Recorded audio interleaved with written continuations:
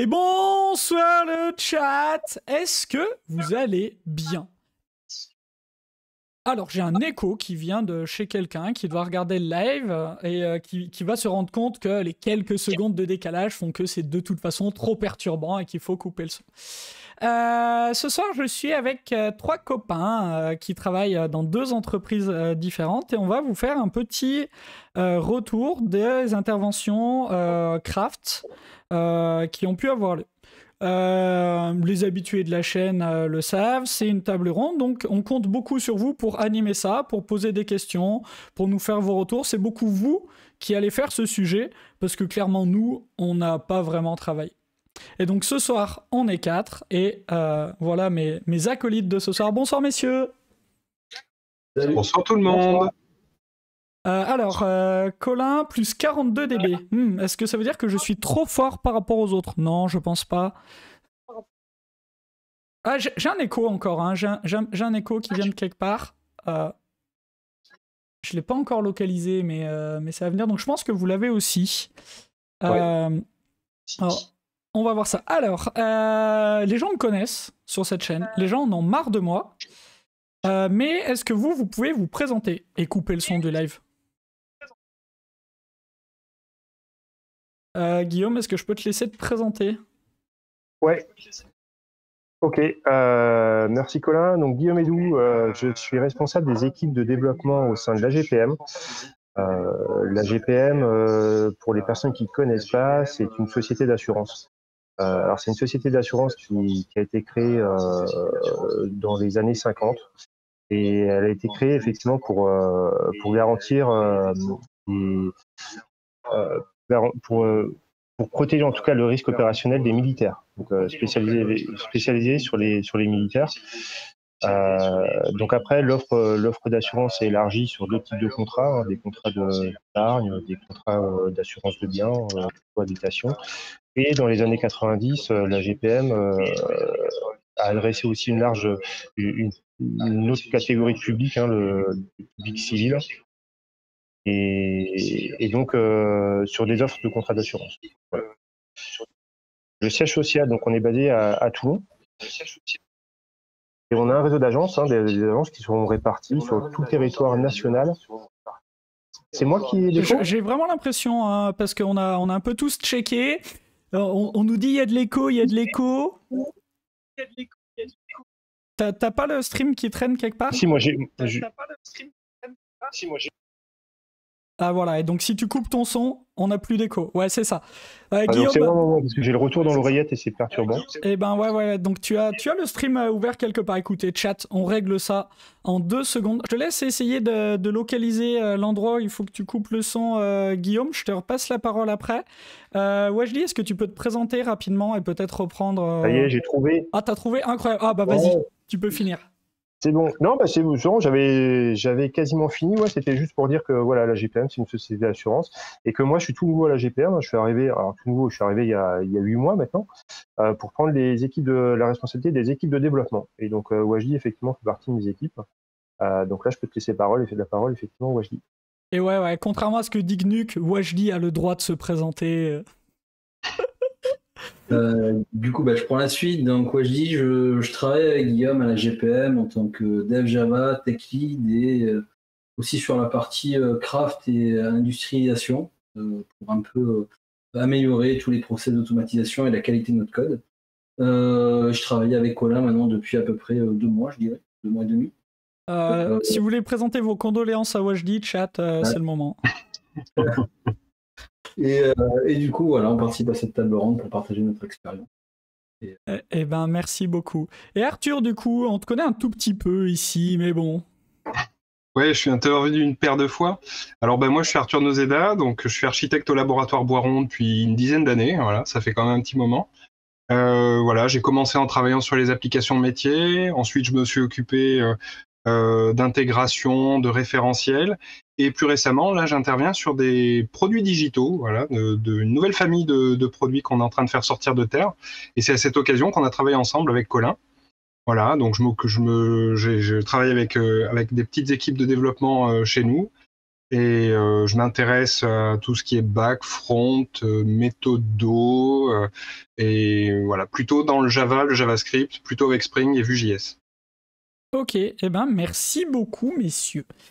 Donc chat, vous n'hésitez pas si vous avez des questions, mais comme pour l'instant il n'y a pas de questions, moi je vais poser une première question parce qu'en fait autour de cette table il y a une personne qui a choisi d'essayer d'apporter du craft et d'apporter ses pratiques et d'autres personnes qui, c'est arrivé quoi, soit subi, soit juste c'est apparu. Mais du coup j'aimerais bien savoir Guillaume un peu quelle était la démarche, pourquoi t'es venu chercher ces choses-là, qu'est-ce que t'es venu chercher, quelle était l'idée de venir demander cet accompagnement. Et chat, vous posez des questions quand vous voulez.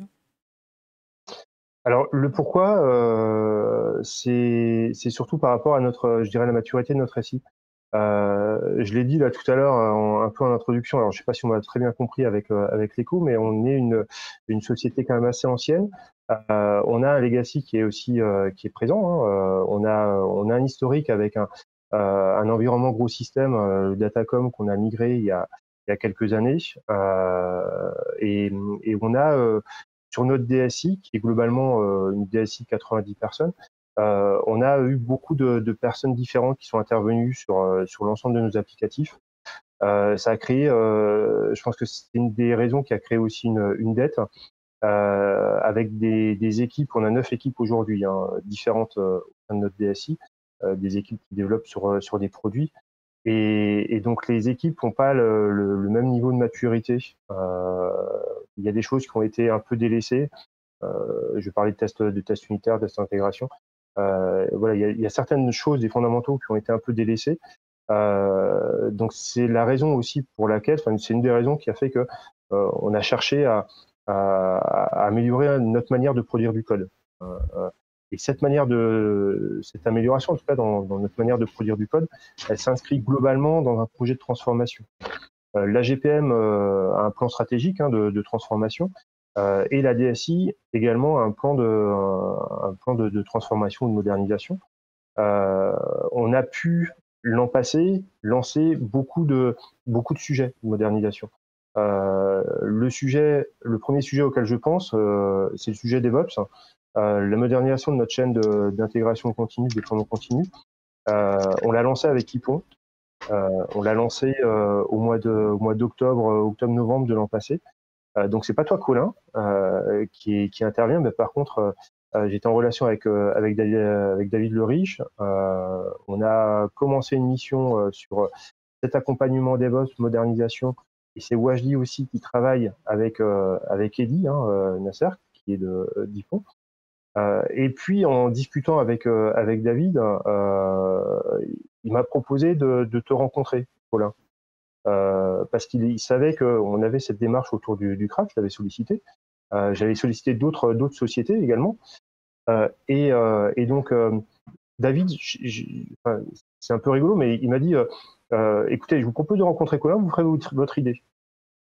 Et l'entretien qu'on a eu ensemble, je ne veux pas dire que j'ai été séduit, c'est peut-être mal interprété là ici, mais c'est pas le genre de la maison de troller. Hein. Je sais pas si tu regardes les questions, mais Arthur, tu préfères la crème brûlée ou l'éclair au chocolat? Qu'est-ce que vous pensez des monoïdes? Donc ça, on pourra en parler après. Et voilà. Donc, le niveau s'élève, parce que les monoïdes, moi j'ai des trucs à dire. Oui, j'imagine bien. Le chat est en train de s'auto-alimenter, tout va bien. Bon. Ouais, donc en tout cas, par rapport à ça, c'est vrai que moi, ce que je recherchais, c'était de l'expertise. C'est de l'expertise, c'est de la compétence. Et ça, je sais que avec Eddy, donc on l'a côté DevOps, et avec toi aussi côté Craft, on l'a. Et j'ai apprécié en tout cas la proposition que tu nous as faite, proposition que tu m'as faite, pour justement embarquer au maximum les équipes. C'est important que les équipes soient embarquées dans ce dispositif. Donc c'est Wajdi effectivement qui était plutôt en lead sur le sujet avec toi. Mais par contre, dès le début, tu m'as dit il faut absolument qu'on arrive à embarquer les équipes. Il n'y a que comme ça que ça prendra. Donc toute la démarche qu'on a mise en place avec les sessions de présentation, de coaching aussi individuel des différents tech leads, ça a permis justement de prendre en fait dans le système. On organise des coding dojo aussi de manière assez régulière. Tu nous aides beaucoup là-dessus. Et ça permet d'entretenir un noyau dur aussi, des personnes qui sont intéressées. Donc aujourd'hui, on a un premier noyau dur, on veut encore aller plus loin, faire adhérer la plus grosse partie des développeurs aussi à la GPM. Et puis, et pas plus tard, regarde, tout à l'heure, tu nous as aidé aussi sur une problématique e-club. Donc ça, moi, c'est l'expertise qui m'a fait venir vers Ypon, et sur le pourquoi de la démarche, c'est vraiment une démarche de modernisation et de notre manière de produire du code.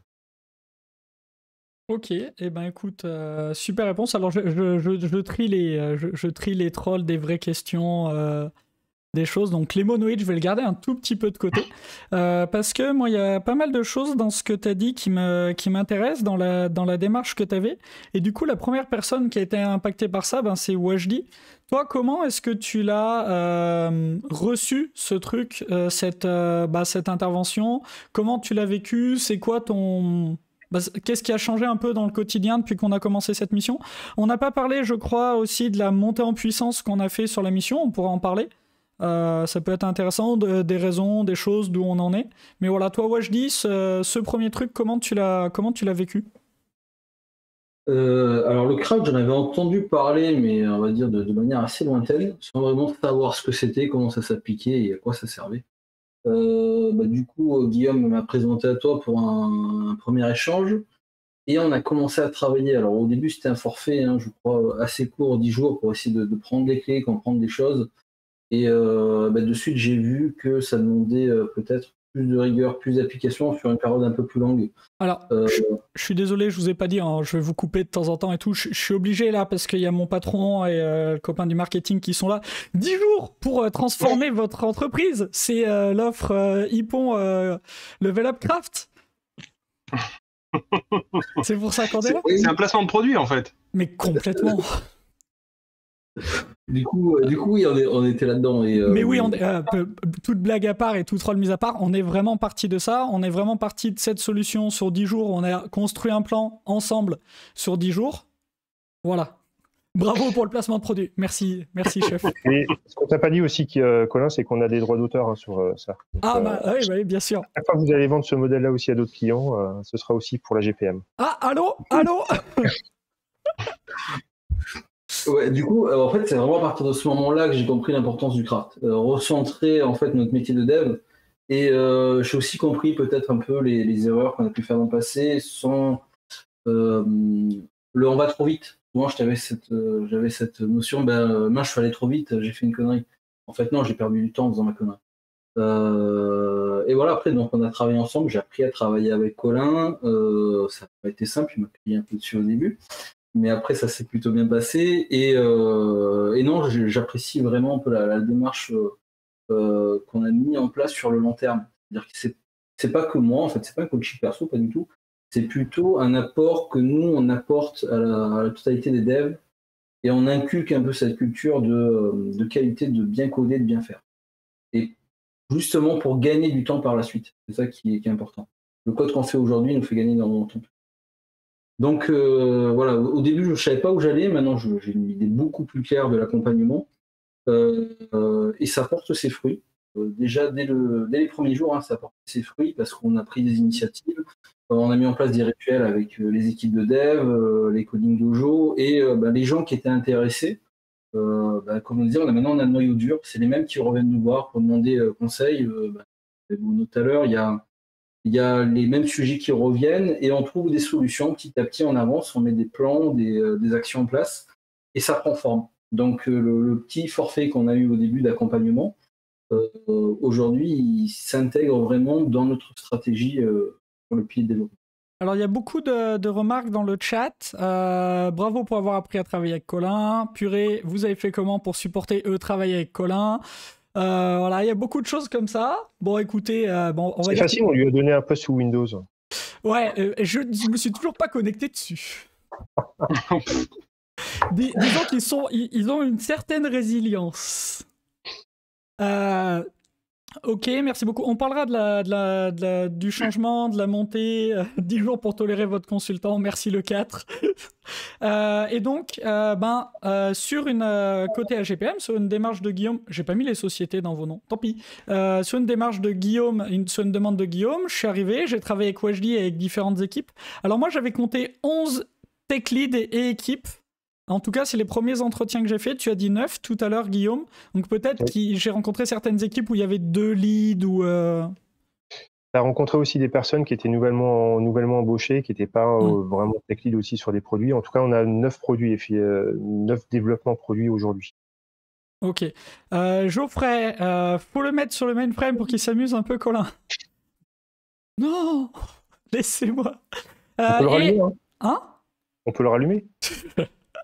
Vous l'avez éteint, c'est une bonne nouvelle. Je voulais enchaîner sur Arthur sur la manière dont tu l'as vécu, mais il y a une question intéressante de Lido qui nous dit comment est-ce que vous envisagez d'étendre ce noyau dur qu'on commence à construire? Alors, je peux essayer de donner un premier élément de réponse. Donc, pour l'étendre, effectivement, ce qu'on souhaite faire, donc, c'est multiplier les coding dojo, essayer de créer un peu des events de sensibilisation aussi à l'approche craft. On a réfléchi, on a commencé un peu à réfléchir avec Wajdi. Colin, on n'a peut-être pas encore trop parlé, mais ce qu'on voudrait essayer de faire, c'est multiplier un peu ces rituels-là. Peut-être faire d'une manière assez régulière des séances peut-être d'une heure par quinzaine ou 1 heure par semaine sur une thématique autour de la qualité de code. Ça peut être je sais pas moi des choses autour du je sais pas moi, le nommage de fonctions, le nommage de variables, les linchers, essayer de trouver des thématiques et les mettre et faire des séances de type un peu meet-up à l'ensemble des équipes pour essayer vraiment de les sensibiliser à cette approche qualité, sur la manière vraiment de produire du code. Ça fait partie de nos réflexions. Colin, tu vas peut-être aussi pouvoir nous aider sur la manière aussi de renforcer ce noyau dur et de faire en sorte que l'adhésion elle soit encore plus large que ce qu'elle n'est aujourd'hui. Et moi, ce que je veux rajouter par rapport à ça, c'est que Colin, c'est pas, il a présenté dans sa démarche. Colin, il n'a pas la démarche d'un consultant qui dit comment faire, c'est qu'il fait Colin. Donc, il a déjà commencé à amener des tools aux équipes qu'on va bientôt propager là sur le GitLab et mettre à disposition. Et donc, ça va déjà permettre une première, on va dire, émulsion avec les personnes qui ne sont pas encore venues nous voir. Parce qu'on interagit directement sur le code, sur leurs applications. Donc, c'est comme ça je pense qu'on peut propager, on va dire, les bonnes qualités, les bonnes pratiques. C'est en contribuant sur les projets à petits pas, c'est des baby steps à chaque fois, qui fait qu'on va enrôler de plus en plus de gens à la DSI et j'espère 100% dans un moyen terme. Alors pendant que j'essaye que ma cam refasse le focus sur ma tête et pas sur 1 centimètre devant elle, mais c'est pas très grave, je suis flou, je suis complètement flou. On a une autre question de Jean-Charles, je la note dans un coin et je veux juste avoir le retour d'Arthur sur toi, ton expérience est un tout petit peu différente puisque c'est pas venu d'une demande, tu t'es retrouvé avec ces pratiques alors que tu voulais juste un dev. Tout à fait. Nous en fait, ce qu'on cherchait c'était à créer notre prochain site pour les professionnels de santé. Voilà, on a des enjeux autour de ça, donc on voulait faire rapidement sortir de terre un site web. Et donc quand voilà, l'équipe nous a été présentée, et puis t'étais dedans. Alors pas au début, il y a eu des voilà, ça s'est pas fait comme ça tout de suite. Mais bref, ensuite on a été présenté et puis la forme qui nous était présentée, c'était celle d'une co-construction d'un site où on serait partenaire. Donc c'était intéressant, ça paraissait plutôt pas mal. C'était pas simplement on dit ce qu'on veut, vous le faites, vous nous le remettez, on le déploie, ça marche, on est content. C'était une autre démarche qui nous était proposée et ça avait l'air bien. Et il y avait pas mal de mots-clés dans les choses que tu disais qui faisaient écho aussi à une démarche personnelle d'amélioration continue, de recherche de la qualité, etc. où j'avais pas forcément trouvé par moi-même les solutions par la lecture, par la documentation, par la veille technologique. Et donc c'est vrai qu'au tout début, voilà, ça a été une rencontre. Et puis, effectivement, comme l'a dit Wajdi, tu viens pas comme un consultant et tu nous dis ce qu'il faudrait faire. Et quelque part, on est laissé un petit peu dans une zone floue, un flottement, où il nous faut interpréter les paroles du consultant. Non, tu fais, tu montres, et ouais, et ce qu'on a vu, enfin ce que j'ai vu, c'était super intéressant. D'abord, tu es arrivé avec des méthodologies, tu es arrivé avec des approches, tu es arrivé avec des choses que j'avais envie de mettre en place, mais que j'avais pas eu le temps de tester à grande échelle. Tu avais un projet pour ça qui était venu exprès pour ça. Et donc, c'était très, très intéressant de voir ça émerger, de voir que ça marche, de voir que c'est beaucoup, beaucoup, beaucoup plus rapide que ce qu'on a l'habitude de faire, que ça apporte de la qualité, qu'on arrive à atteindre certaines métriques qui nous semblaient un absolu, et puis en fait on voit que c'est possible. Je pense à la couverture du code par les tests. Donc voilà, moi effectivement ça a été très très intéressant de te voir évoluer sur notre projet, de voir comment tu te l'appropriais, comment effectivement la co-construction qui avait été promise, c'est vraiment de la co-construction. Donc moi, à titre personnel, et un peu pour répondre au troll, la grosse différence que ça a été pour moi de travailler avec Colin, c'est que Colin, quand il a une question, il te sollicite. Il t'envoie un message sur Teams ou un mail. En fait, il essaie de te coincer par toutes les manières possibles pour obtenir sa réponse. Et ça, rien que ça, c'est un changement radical par rapport à d'autres façons de travailler, où on est plus dans l'attente d'éléments de réponse pour pouvoir avancer. On est régulièrement bloqué, et puis en tant que développeur on est bloqué, on ne sait pas quoi faire. Là j'ai vu comment en tant que développeur tu réponds quand tu es bloqué, et bon ça remue. Donc ça c'était vraiment très très bien. Et puis le site est en ligne. En prod, tourne. En prod, tourne, exactement. Donc quelque part on a la preuve vivante, vibrante que la démarche, elle aboutit à quelque chose, et que c'est rapide à faire sortir. Voilà, donc c'est très très chouette. Est-ce que tu as une idée du nombre de bugs, donc des vrais bugs, pas des features qu'on aurait mal comprises, qu'on a trouvé sur tout le projet? Parce que moi je suis plus sur ce projet. Est-ce que tu vends d'autres choses? Non, c'est assez faible.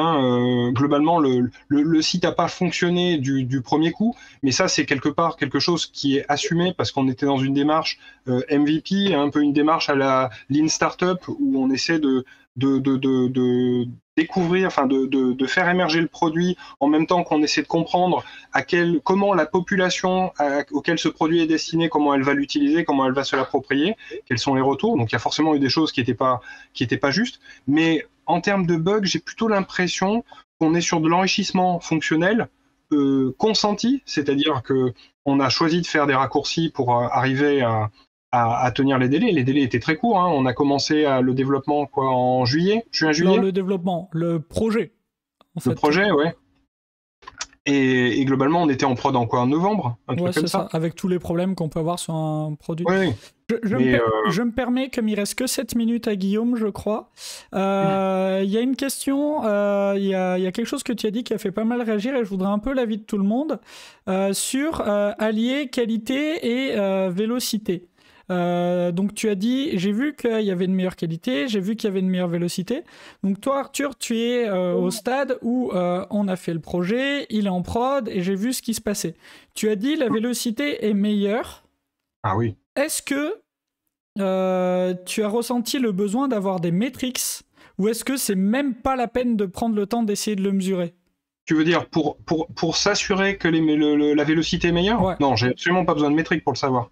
Voilà. Ça, je le vois, c'est-à-dire le nombre de stories par jour, enfin, j'ai pas besoin de le matérialiser, je l'ai senti rien que dans les daily meetings, le nombre de features abattues était impressionnant. Il y a eu aussi alors c'est du super-héroïsme, mais on avait deux plannings qui étaient liés entre d'un côté l'acheminement de données référentielles de Boiron, un chantier qui est relativement compliqué, et de l'autre, la consommation de ces mêmes données référentielles par le site. On a mis en place un plan de secours, un plan d'urgence, parce que les plannings des deux projets ne pouvaient pas matcher. Et tu as fait les interfaces, je crois, en une semaine, quelque chose comme ça. Toutes les interfaces dont on avait besoin. Combien? En 2 jours. Une semaine, c'était le temps complet, mais il a fallu 3 jours pour que j'ai les premiers fichiers. Voilà.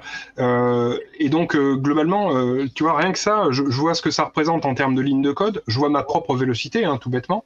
Je vois la vélocité des gens que j'encadre dans la plupart des autres projets. Elle est pas comparable. Et du coup, donc pour toi, Arthur, qui l'a vécu, il y a aucun doute là-dessus. Je voulais profiter de cette question tant que Guillaume était encore un peu dans le coin. Guillaume, Wajdi, est-ce que vous, c'est quelque chose que vous commencez déjà un peu à toucher du doigt, sachant qu'on n'est pas du tout dans le même contexte, ou pour l'instant, à part le fait que je passe mes journées à le répéter, vous dites encore c'est un truc qui raconte, mais je suis pas encore convaincu. C'est quoi votre ressenti sur ça, sur allier qualité et vélocité? Guillaume, peut-être? Alors, moi aujourd'hui, je peux pas affirmer effectivement qu'on y gagne. Ce que je peux simplement voir par rapport à déjà ton intervention, c'est que ça a permis déjà d'identifier des grosses, de traiter des grosses problématiques. Donc je sais déjà sur l'apport, comme disait Wajdi, hein, t'es pas que dans la présentation de savoir-faire ou en tout cas de méthodes à mettre en place, t'es aussi dans le faire. Et dans ce que tu as fait, ça nous a fait gagner grandement. Maintenant, sur l'apport de la méthode, il y a toute la partie outillage que vous êtes en train de construire aussi sur les microservices. Je pense que ça va avoir un réel apport. Et aujourd'hui, je sais pas encore dire à 100% quel va être le gain. Wajdi, toi, tu as peut-être une meilleure vision puisque tu es plus dans le projet. Moi, très clairement, côté dev, je suis persuadé qu'on va gagner grandement en vélocité, ne serait-ce que par rapport à la couverture de test, le risque de régression des choses qui nous gênent au quotidien. La méthodologie qu'on met en place permettra d'aller beaucoup plus vite derrière. Aujourd'hui, on n'est pas encore, on va dire, on n'a pas encore ces réflexes de couverture de code pour gagner le temps, mais je pense qu'on va y arriver dans pas longtemps. Dès qu'on aura passé cette étape charnière, on va le voir rapidement. On voit déjà avec les équipes là, qui font du refacto. Dès que les méthodes vont s'appliquer, je pense qu'on va gagner pas mal. Donc je reste persuadé là-dessus. Moi aussi, je pense, c'est vraiment un ressenti, c'est le ressenti qu'on a. Ça va avoir des apports. Aujourd'hui, on peut pas trop le voir. Le contexte, effectivement, il est peut-être différent que celui que tu as rencontré, Arthur. On en est qu'au début, mais en tout cas, je suis convaincu au fond de moi que ça va vraiment nous servir et que la vélocité, elle va être aussi améliorée grandement. Ça, ce sera effectivement le temps qui va nous permettre de le confirmer. Ok. Merci beaucoup. Donc, je ne sais pas si on a vraiment répondu sur le côté allié qualité et vélocité.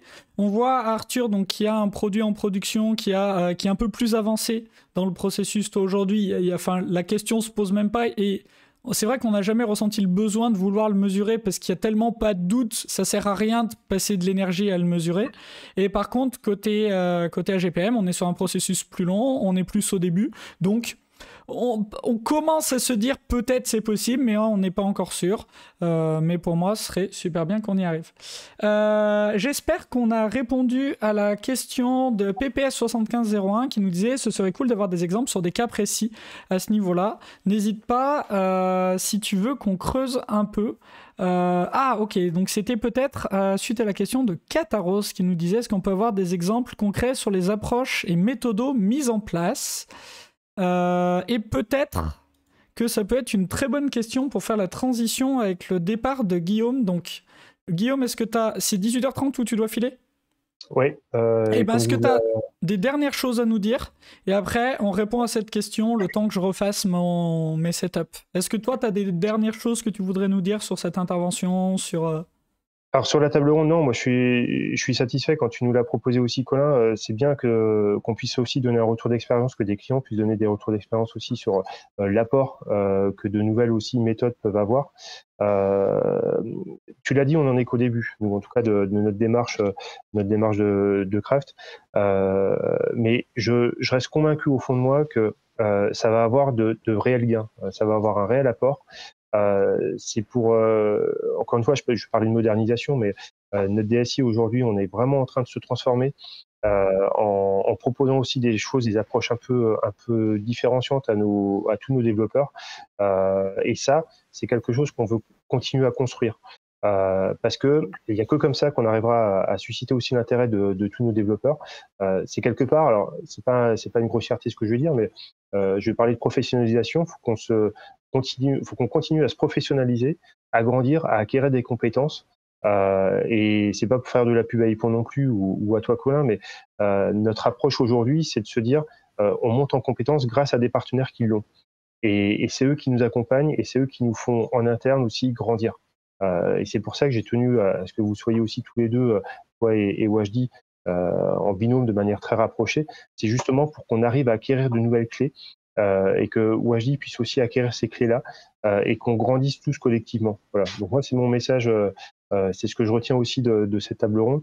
Et puis l'avenir nous dira effectivement si on a eu raison d'investir en tout cas sur ce sujet. Mais je connais la réponse, c'est déjà oui. Eh ben nickel. Merci beaucoup Guillaume. Du coup, hop, moi je vais switch sur le backup. Hop, comme ça, okay. Ça va me permettre de refaire mon affichage pour qu'on puisse laisser Guillaume vaquer à la suite. Et j'attends que tu files et puis moi je refais ça et on va commencer à répondre à la question des méthodos et des approches. Peut-être. Ouais, okay. Il y avait un truc que je voulais dire. De quoi, pardon Pardon, Guillaume. Non, je disais bonne soirée, je vous laisse. Bonne soirée. Bonne table ronde, allez, ciao. Salut. Merci bien. Oui, je voulais rajouter un truc sur la vélocité et la qualité. En fait, c'est revenir simplement sur une histoire de la feature dans une application. En fait, bien souvent, ce qui se passe quand on code une application de zéro, c'est que on part de la feuille vierge et donc c'est relativement facile d'ajouter la première feature. C'est un peu comme un pulse en fait, il faut l'imaginer comme un pulse. On part d'un canevas vierge, on prend la feature et quelque part on n'a qu'à la poser au milieu de la page. Est-ce qu'on est au bon endroit? On ne sait pas encore trop, mais globalement on n'a qu'à la poser et il n'y a pas de contrainte. Au fur et à mesure qu'on rajoute des fonctionnalités, il faut qu'elles s'emboîtent, puisque les fonctionnalités d'une même application ont a priori un rapport l'une avec l'autre. Et progressivement, en fait, on est en train de remplir le canevas. Et au bout d'un moment, ça commence à devenir de plus en plus compliqué de rajouter des fonctionnalités parce que la place manque. Les endroits où on pourrait faire en sorte que ça s'assemble bien sont compliqués à trouver. Il faut transformer. Et c'est cette transformation de l'existant qui est progressivement de plus en plus dure à faire et qui explique pourquoi la vélocité des projets, la plupart du temps, a tendance à chuter. Ce qui explique aussi pourquoi on a cette démarche à base de microservices où on se dit, s'il est si difficile de rajouter une fonctionnalité sur un monolithe, coupons le monolithe, prenons des microservices, ils auront moins de fonctionnalités et ce sera plus facile de les mettre dedans. Bon, on sait que l'approche microservice amène d'autres problématiques, le réseau, etc. Mais en fait, moi, ce qui m'a plu dans la démarche et qui fait le lien entre vélocité et qualité, c'est que sans sacrifier à la vélocité, on fait la transformation des fonctionnalités existantes de manière safe, sans avoir de risque, parce que justement, on s'est doté d'un outillage, notamment les tests unitaires, enfin une pyramide de tests, on pourra en parler peut-être un peu plus tard, qui nous permet de nous rassurer chaque fois qu'on va faire une transformation. Et en plus, qui documente notre code, de telle sorte qu'on sait ce qu'il fait, comment il le fait, et si on le transforme, est-ce que ça casse quelque chose? Donc ça nous rassure au quotidien, ça nous permet de faire de l'expérimentation, et ça nous permet d'aménager, de gérer la transformation dans un existant, tout en conservant justement notre capacité à faire cette transformation-là. Et donc c'est cet investissement au début qui permet, in fine, de garder la vélocité. Ça, c'est une partie de la réponse. L'autre partie, c'est aussi des pratiques de développement. On a parlé de kata, tout à l'heure Guillaume a beaucoup parlé de kata. Les kata, c'est une répétition de gestes qui nous permettent d'être meilleurs dans la pratique de notre craft, de notre art. Et donc c'est une part importante aussi, c'est-à-dire avoir des gens qui sont formés, qui sont capables, qui sont compétents pour faire ces transformations-là. Donc voilà, et pour moi, il y a plusieurs choses. C'est embrasser la transformation du code et embrasser le refactoring comme une discipline nécessaire pour permettre aux fonctionnalités d'arriver dans le code et de trouver leur place naturellement dans un ensemble, et former le développeur de façon qu'il ait les compétences pour pouvoir mener à bien cette transformation. Ok, donc je pense que tu as déjà commencé à répondre à la question de la méthodologie. On pourra creuser un peu plus sur les méthodologies à creuser. Est-ce que toi, Wajdi, tu avais un truc à ajouter sur ça ou pas du tout? Alors, moi, je vais compléter, c'est que nous, on part d'un legacy, donc des applications qui sont monolithes, qui ont peut-être une dizaine d'années, avec une belle dette. Et effectivement, on fait pas mal de kata du refacto et surtout la mise en place de TDD. L'objectif, c'est de pouvoir... avant, moi, très clairement, quand il y avait une classe, une méthode compliquée, j'avais ma feature, je mettais ma feature, je touchais à rien et j'étais sûr de quasiment rien casser. Maintenant, ça a changé. C'est que maintenant, je commence à. Le développeur voit les spell codes, il arrive à refactorer, à mettre des golden masters. On a appris à utiliser des méthodologies pour faire du refacto safe. Et ça, c'est des choses qu'on apprend. Donc, au début, on perd un peu de temps parce qu'il faut. C'est un apprentissage de méthode. Mais sur le long terme, ce que j'ai dit à Guillaume, je suis persuadé qu'on va gagner du temps et de la sécurité. Nos devs n'auront plus peur de pusher du code. De crainte de casser, et on va améliorer notre existant au fur et à mesure. Donc je pense que ouais, les méthodologies, c'est important. La vélocité, on la voit vraiment, je pense, à moyen terme. Au début, l'apprentissage est difficile, je l'ai vu avec Colin.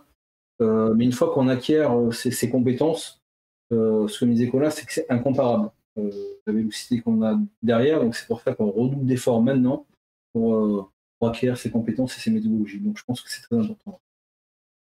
Ok. Merci beaucoup. Alors j'ai refait des scènes et tout, ça doit être pas trop mal. Je suis désolé si vous faites pas exactement la même taille, no offense. Est-ce que vous voulez qu'on commence à répondre un peu à la question sur les méthodos de travail qu'on veut mettre en place et sur les approches, les méthodos? Carrément. Tout ça. Qui veut commencer? Arthur, tu veux commencer? Allez, je veux bien. Moi, la première chose qui m'a frappé, ça a été TDD. Alors, TDD, donc j'ai le bouquin derrière, hein. Je l'avais lu, et j'étais complètement passé à côté. Donc, TDD, c'est Test Driven Development, hein, c'est ça? C'est ça. J'ai toujours un doute sur le dernier, si c'est Development ou Design, mais... Development. Development, hein. Je l'avais pris comme... Oui, pardon. On nous demande le bouquin de qui? Ah, de Ken Beck, excusez-moi. Le bouquin de Ken Beck. Ken Beck, qui est le monsieur extreme programming, bon, c'est quelqu'un d'important dans la communauté du développement, du craft. Et donc, j'avais lu le bouquin et je m'étais dit, bon, pourquoi est-ce que tout le monde fait autant de tapage autour de TDD? Finalement, c'est une méthode qui permet de faire, où en gros, on commence par faire les tests parce qu'on est flippé à l'idée d'implémenter quelque chose qui ne validerait pas des tests.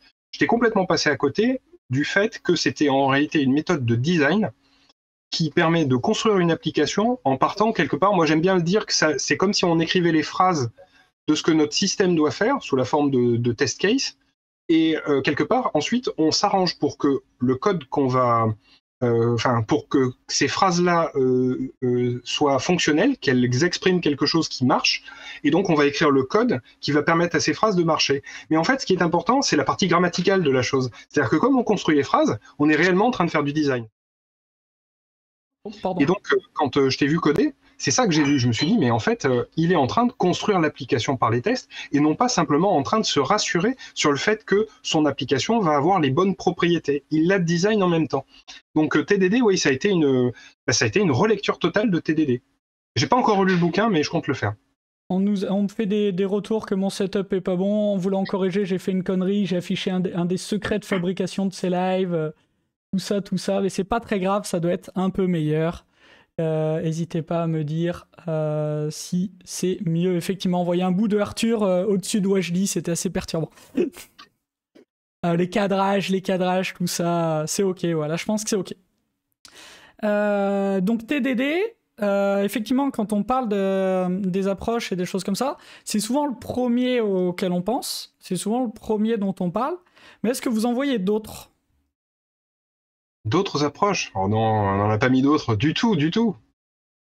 Non, il y a celui que tu aimes bien appeler le boss final du craft. Attends, c'est ça, on va voir si je suis cohérent du coup. Ouais, je dis c'est qui un peu le boss de fin du craftsmanship? Pour l'instant, je vois pas qui c'est. Oh putain. Je l'ai pas assez dit. Bon, vas-y Arthur, je t'en prie. Eh bien, c'est Domain Driven Design. C'est ça. Ah, voilà, DDD. Tu l'avais pas, ouais, je dis? Non. Si. Il m'en a parlé, mais il m'a pas dit que c'est le boss final. Ah, c'est lui le boss final. Donc effectivement, c'est lui que tu veux atteindre, mais c'est pas par lui qu'il faut commencer. Et donc Domain Driven Design, alors j'ai encore un peu de mal à le définir, donc pardon hein, si l'approche est un peu brinque-ballante. Pour moi, donc c'est une approche. C'est un ensemble de conseils qu'on peut essayer d'appliquer pour designer nos applications. Alors évidemment, si on fait juste si on prend les mots, hein, Domain Driven Design, on va regarder le domaine, on va faire le design d'après le domaine, et la question c'est finalement c'est quoi le domaine? Le domaine c'est ce que fait ton entreprise, quoi. Donc nous on est dans l'homéopathie, donc fatalement le domaine de Boiron c'est l'homéopathie. Alors après l'homéopathie sous plein de facettes, hein. Il y a la partie production, il y a la partie marketing, il y a la partie distribution. C'est globalement les trois choses qu'on traite dans notre système d'information. Après il y a tout un tas de disciplines transverses. Là le projet qu'on avait à gérer c'était donner de l'information aux pharmaciens et aux médecins, et donc de l'information sur tout ce qui établit leur relation avec Boiron. Donc leur donner tout ce qui leur permet de leur faciliter la vie pour le travail qu'ils ont avec nous. Donc, en fait, ça touche à énormément de choses de notre domaine, puisque ça touche à nos produits, ça touche aux commandes qui sont passées chez nous, ça touche à la facturation, ça touche tout un tas de choses. Et donc, quand on regarde ce qu'on a eu à traiter, on a un paquet de domaines. Enfin, on a un domaine qui est constitué de beaucoup de sous-domaines, parce que vraiment, il y avait beaucoup de sujets là-dedans. Donc, il y avait toute une approche, c'est finalement comment est-ce qu'on fait notre application, comment est-ce qu'on rend chaque partie plus ou moins indépendante les unes des autres, parce que ça répond à des donneurs d'ordre différents, donc les cycles de vie sont pas les mêmes. C'est-à-dire que si je dois, si demain mes règles de facturation évoluent, c'est pas la même personne qui va me donner ces consignes-là que la personne qui s'occupe de la prise de commande ou de la relation client, etc. Donc voilà, comment est-ce que tactiquement on va faire une séparation de notre domaine de telle sorte qu'ensuite il soit facile de maintenir chaque partie de l'application sans justement avoir ces impacts qui ralentissent notre vélocité par la suite. Donc c'est là où c'est important d'être capable de couper en sous-parties suffisamment fines. Alors pour moi c'est ce qu'on appelle les bandits de contexte. J'espère que je dis pas de gros mots. Et donc ces parties suffisamment fines, et elles doivent ensuite collaborer. Donc là, il faut voir des règles de collaboration entre ces différentes parties pour que tout ça puisse communiquer de manière harmonieuse et qu'on puisse ensuite transformer chaque partie sans avoir une myriade d'impacts comme on a habituellement sur un legacy où justement on a fait plutôt du data-driven design. Et donc on est parti de la base de données, on a monté tout un schéma de base.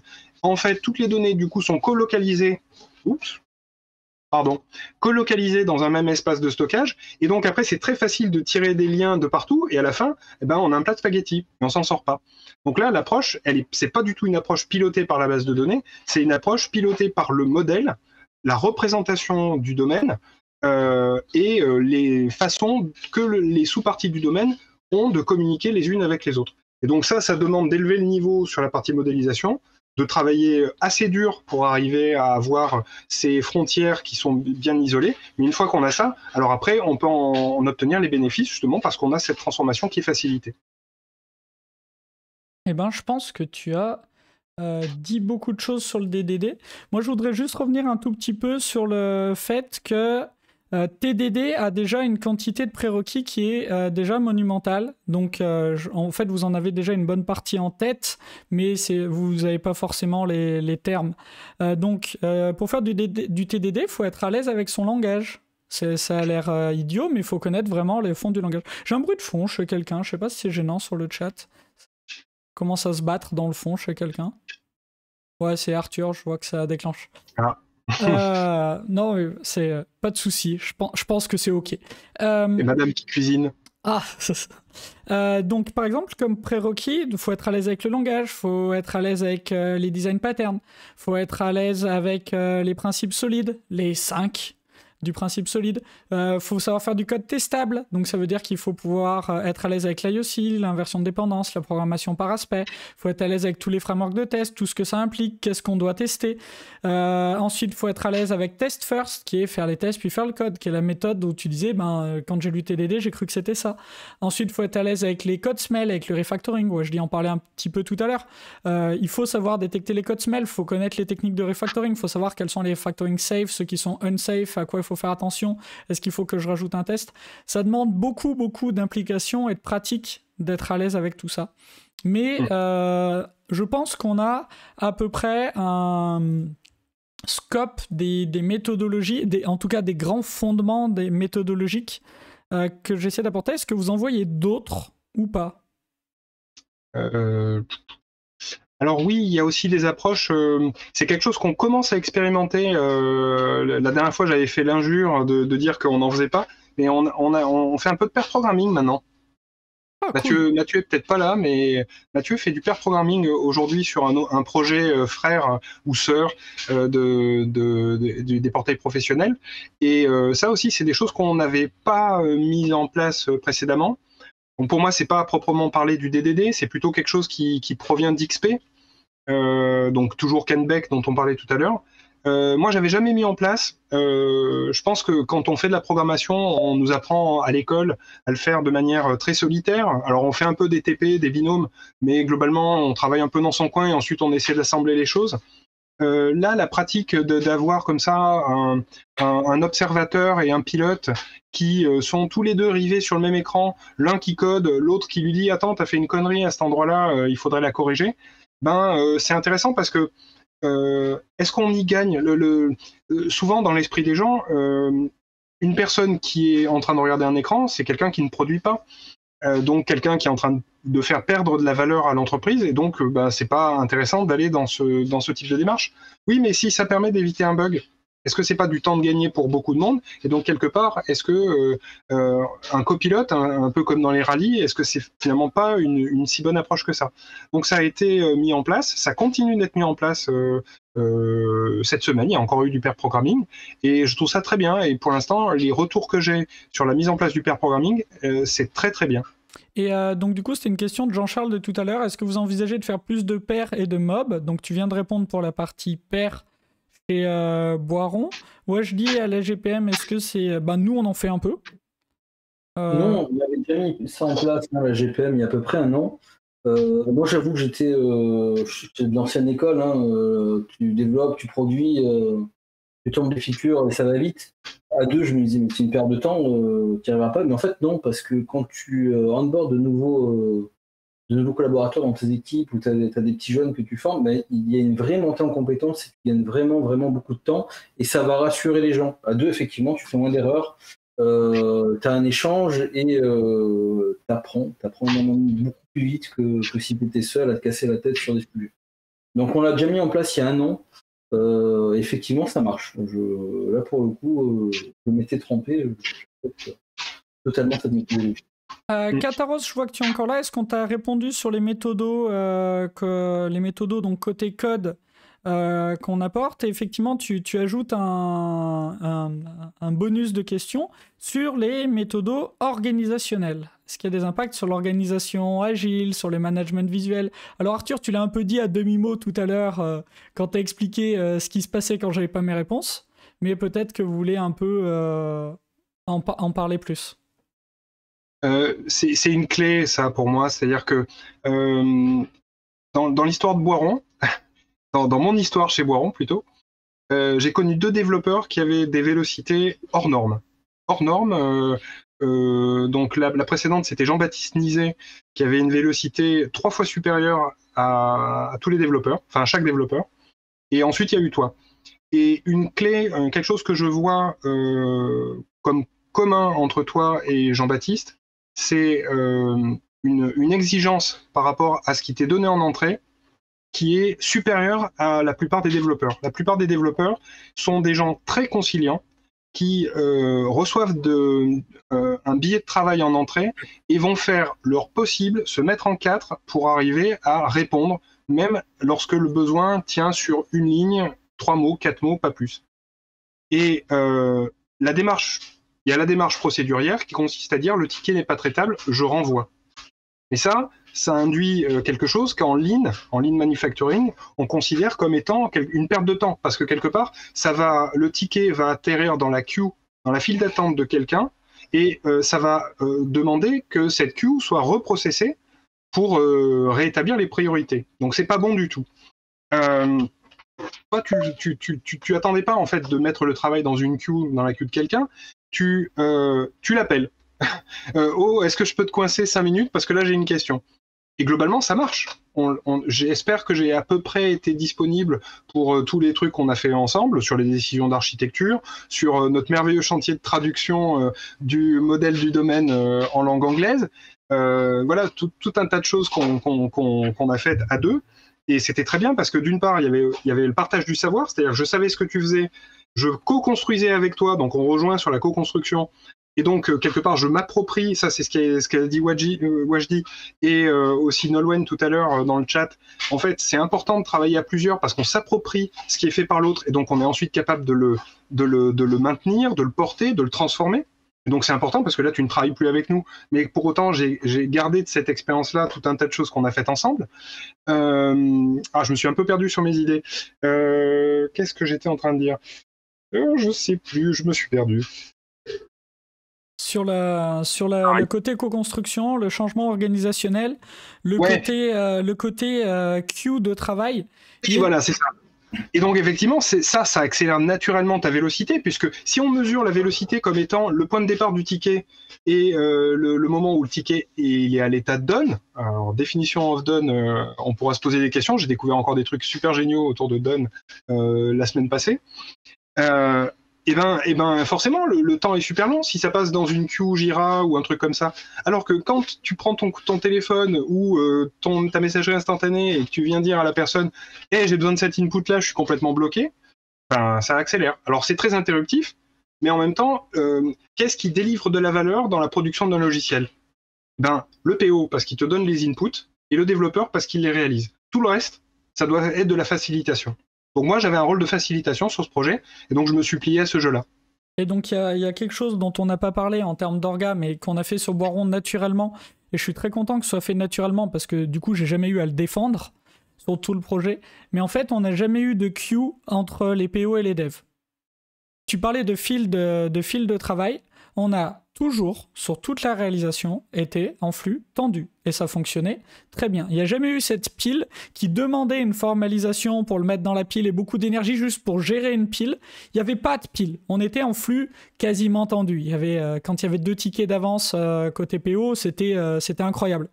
Et donc, on était en flux tendu tout le long. Et on était en flux tendu jusqu'à avoir une application utilisable sur un environnement qui n'était pas la prod parce que ce site était un remplacement d'existant et qu'il fallait couvrir un certain scope pour pouvoir vraiment le mettre en prod. Mais on l'avait quand même à disposition des PO sur un environnement qui marchait tout le temps. Vous pouvez faire des choses. Donc ça, c'est un autre changement. On a supprimé ces fils ces entassements de trucs. Et donc, ça permet de gagner beaucoup d'énergie. Est-ce qu'on a répondu un tout petit peu sur la partie changement organisationnel Kataros ? Wajdi, est-ce que tu veux nous dire autre chose sur le changement organisationnel ? Parce que nous, on est un peu aux prémices, mais on est à plus grande échelle, donc ça prend plus longtemps. Ouais, mais alors nous, on a vraiment aussi un challenge sur lequel on travaille actuellement, c'est que les outils qu'on met en place pour les développeurs actuellement, c'est des outils communs, donc collectifs, on va dire, entre plusieurs équipes. Et les clés qu'on n'avait pas à la GPM, c'est quand tu mets en place des outils communs, il faut les faire vivre et les faire évoluer dans le temps pour qu'ils répondent aux besoins et aux montées de version. À la GPM, très souvent, le truc qui vivait sa vie, c'était en Java 1.5, il bougeait pas trop. Et là, on essaie de mettre en place, on a fait chez Ecolin, une méthodologie, une nouvelle façon de faire pour que les devs, en fait, s'approprient ces outils et les fassent vivre et les motivent. Donc, on cherche un peu à changer un peu cet état d'esprit et on a un challenge, c'est-à-dire que là on va changer notre façon de travailler, notre façon de voir les choses. Donc avec quoi on y travaille, je ne sais pas encore quel sera le résultat parce qu'on n'a pas encore la solution finale, mais c'est sûr ça va changer notre façon de faire je pense dans les quelques semaines à venir. Donc là on est aux prémices effectivement, donc on cherche les solutions. Ok, et j'ai envie de réagir moi un peu sur tout un débat qui a lieu dans le chat et qui pour moi vient à la base d'une question de Pox62 qui nous disait bon c'est bien gentil tout ça mais c'est un peu compliqué à mettre en place sur une application où il y a du run avec 10 ans de legacy, des méthodes qui font 1000 lignes, où il n'y a pas le budget entre guillemets pour faire le refacto sur un truc qui fonctionne. J'aurais mis des guillemets à fonctionne Pox. Parce que pour moi, fonctionne, c'est pas uniquement le rendre le service, c'est avoir la capacité à le faire évoluer avec une vélocité intéressante. Ouais, je dis du coup, c'est peut-être un peu plus proche de ton quotidien et de ce qu'on fait. Est-ce que tu as un début de réponse pour Fox? Alors moi je suis bien passé parce qu'on a un legacy de 10 ans. Moi je suis arrivé il y a peut-être 4 ans dans ma société. J'ai mis les mains dedans comme plein d'autres développeurs et j'ai aussi créé des applications, on va dire, from scratch, des clients ou autres pour un produit. Et j'ai conservé en fait les méthodes qui étaient en place. Donc quand on était au début, ça marchait très bien, les développeurs allaient vite parce qu'on savait exactement ce qu'on faisait. Et lorsqu'on a à un moment donné sorti certains développeurs pour les mettre dans d'autres équipes, d'autres sujets, et bien ceux qui ont repris l'application, ils ont eu du mal à la maintenir parce qu'ils ne savaient pas exactement quelle fonction développer, à quel endroit, etc. Et tout ça parce qu'on n'avait pas forcément du test unitaire suffisant. On committait quelque chose, on avait ce plat de spaghettis avec des classes anémiques un peu de partout. La conclusion, c'est que avec le temps, si on avait mis ces nouvelles méthodologies plutôt sur nos nouvelles applications, aujourd'hui, on n'aurait pas un peu cette faible vélocité de ces applications-là. Donc, il faut s'y prendre à un moment donné. Je pense que maintenant, pour nous, c'est le meilleur moment parce qu'on est en phase de transformation. On change un peu l'état d'esprit, donc on donne une nouvelle impulsion. Mais même sur du legacy, en fait, on peut faire de la couverture du code, on peut faire du refacto et faire en sorte que le nouveau code qui est sur ce legacy-là soit maintenable plus facilement. Après, on ne peut pas résoudre tous les problèmes. C'est une évidence, quand on est sur du run et qu'on doit livrer à date fixe parce qu'on ne peut pas dépasser l'échéance, il faut faire au mieux, je vais dire. Mais après, c'est à nous de gérer ce qu'on appelle, on va dire, la dette tactique et la dette endémique. Il faut savoir parfois planifier du refacto dans nos sprints, dans nos étapes. Mais le tout, c'est d'acquérir ces nouvelles méthodologies. Pour changer un peu c'est ça le craft.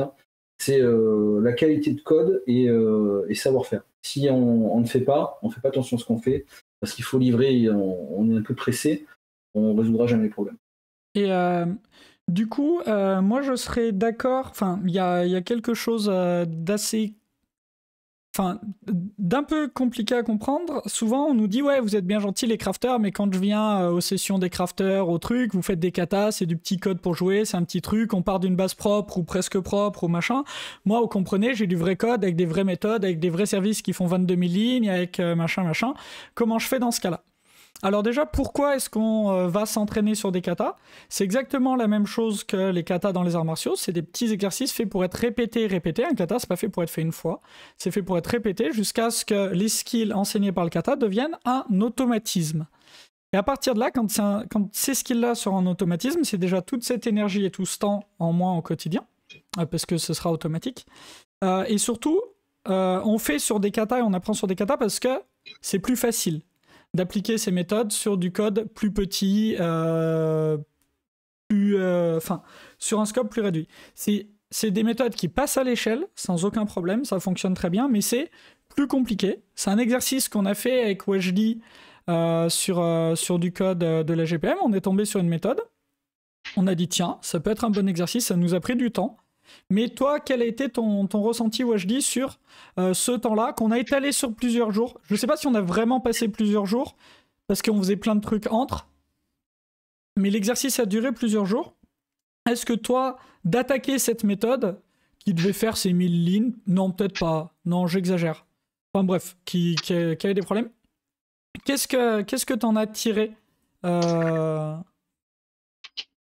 Moi, en fait, je reboucle un peu avec Sully, c'est que ce code-là, moi, j'étais passé dessus au moment de mettre en prod cette application, sans vraiment rentrer vraiment dans cette méthode. Je vais, bon, ça marche, ça fait ce que je veux, je ne vais pas aller plus loin pour explorer cette méthode. En faisant le refacto, on a vu qu'il y avait des bugs en fait dedans, clairement sur un truc qui était en prod, qui est du code mort, des choses qui n'étaient pas utilisées. Et des bugs, des vrais bugs métiers avec des cas métiers qui passaient à côté, quoi. Et le fait, après, elle devait faire que quelques lignes, la méthode, c'était propre, c'était organisé, on comprenait ce qu'elle faisait. Elle était lisible, voilà. On est arrivé en fait à une code lisible. C'est pas du temps perdu, au contraire, c'est du temps qui est capitalisé dans le sens où, effectivement, c'est devenu maintenable, ce qui n'était pas avant. C'est-à-dire que tu n'avais pas envie d'entrer et de lire ce que faisait le code, très clairement. Et après, j'ai appris à reconnaître les codes SML et faire du refactor style que tu m'as appris, où je suis sûr de ne pas casser. Parce que j'ai fait d'abord en méthodologie TDD mon test, j'ai vérifié que ça fonctionnait, j'ai redesigné une partie de l'appli pour faire émerger, on n'est pas encore à ce qu'on peut appeler un domaine, mais j'avais une classe business, on va dire, qui faisait un vrai métier business, c'est pas qui était simplement porteuse de données. Donc c'était un temps vraiment gagné, j'ai gagné en méthodologie, et c'est le genre de choses que je pourrais refaire en kata avec des équipes sur ce même code, parce qu'après j'ai les clés, et ça devient un peu, c'est des réflexes, ça prend très peu de temps une fois qu'on l'a fait une fois ou deux fois sur cette même méthode, et plus on en fait, plus on va vite, et je pense qu'on parlait de vélocité tout à l'heure, c'est là que ça prend tout son sens, quoi. C'est vraiment des réflexes de code qu'on acquiert. Oui, un truc qu'il faut voir, c'est que les exercices des katas, c'est pas que des exercices de construction d'application ou de construction d'un petit code fonctionnel. Il y a aussi des katas de refactoring, des katas de transformation, des katas de réécriture d'un code pourri, illisible, comme parfois on peut en rencontrer dans des applications legacy. Je pense à Guilded Rose. Tout à l'heure, tu as parlé de Golden Master, donc ça, c'est une des solutions proposées pour Guilded Rose. Le Golden Master, avant d'en avoir vu un, c'est une solution qui est quand même très astucieuse pour arriver à réécrire un legacy. Moi, demain, il y a des endroits assez naturels où j'aurais bien envie de tester un Golden Master pour proposer une réécriture totale de quelque chose. Par rapport à la question qui a été posée, je crois, par Pox, alors je ne sais plus combien, si c'était 62 ou 62, ouais. Bon, ça va, j'avais encore le nombre. Il disait, oui, mais quand tu n'as pas le budget, comment tu fais un refacto quand tu n'as pas le budget? Bon, alors déjà, c'est compliqué, hein. C'est sûr que si tu dois faire bonne chère pour peu d'argent, comment tu fais? Pour autant, nous, ce qu'on a l'habitude de faire, c'est d'essayer de faire nos transformations de manière opportuniste. Alors, je parle plus justement sur les applications legacy que sur les applications qu'on a fait en craft.